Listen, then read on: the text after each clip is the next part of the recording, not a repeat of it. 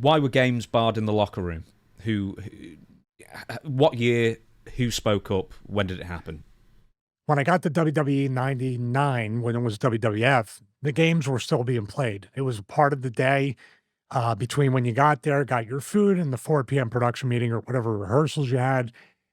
It just came down like there's these things that the office, and maybe it was Taker or somebody, because I know he rolls his eyes about the games. There's footage of people playing games way back in the day, like Bret Hart and everybody, and he walks away and rolls his eyes. I don't know. I don't know exactly. See, what happens is I think sometimes the office just sits there and goes, we need to make up a rule. We need to do something. Like for 6 months, everybody, Vince, everybody was fixated on holding the damn tag ropes when you get tug in. And if you didn't do the tag rope, it wasn't a tag, or you can get fined, or you know what I mean? They think of all these different ways to make a business that's already incredibly hard and stressful, even harder, less fun, and more stressful at times. It goes in waves. So I think that somebody just turned around.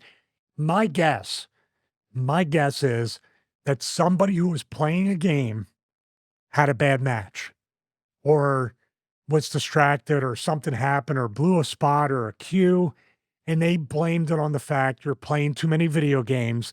You're not working on your craft. That was their big line. Work on your craft. You're not doing that. You need to do that. Where I'm saying, like, well, God, if you're not good enough to be here and you keep messing up, you just shouldn't be here, right? You know, if you're here, you should be good enough to play video games and then perform. And it's travel and it's long days. It really was a morale detriment when that happened. And then guys would just sneak around, and I was one of them. I would go up to the skybox and find a way in and do that, or I would play in the rental car.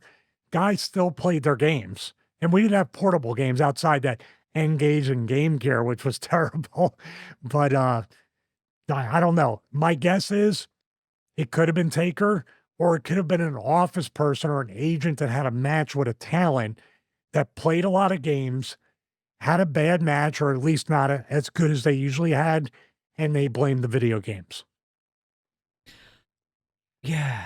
Why would they just try and suck the fun out? I mean, like with The Undertaker, I mean, he's famously went on Joe Rogan, he said it before, it's like he doesn't get, which is fine, he doesn't get like the modern way of thinking as far as, you know, playing games on the road. And like, but the thing is, what's the alternative? Drugs and throwing knives into the wall and playing cribbage.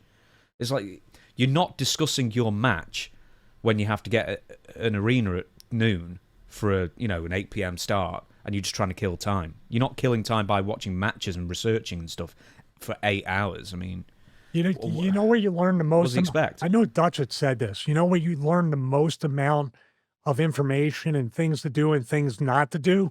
In the car rides between shows. Yeah, but it's after. No, but that's when, after that's the what I'm match saying as well. That's when you learn the most. It's not sitting in the locker. You're killing time until you do your match and you get the hell out of there. And I don't care what anybody says about how much you love it or like it or whatever. It's a long day, and you just, at the end of the day, you just want to go home and get away from these people, or go to your hotel room, or get the hell out of town. These are the things. And everything I really did learn was driving or sitting somewhere in the car with everybody that ever taught me. Now, post-match, like you said, after the match, you're getting feedback. That has nothing to do with the video games. You know, so I'm with you. And yeah, not understanding the way it's done now. Well, I would rather have the video game room, the music room, the NBA room, like the AEW roster has, much rather than sitting there and potentially drinking so much you get alcohol poisoning, and the boys consider that to be fun. No, whatever.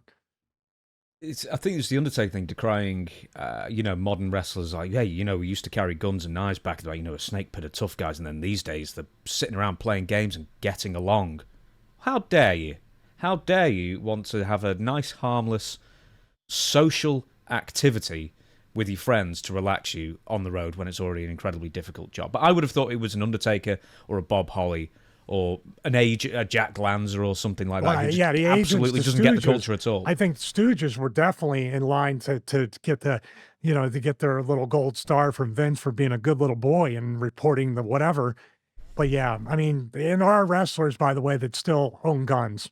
So yeah, that's not a problem. You can play video games and own guns.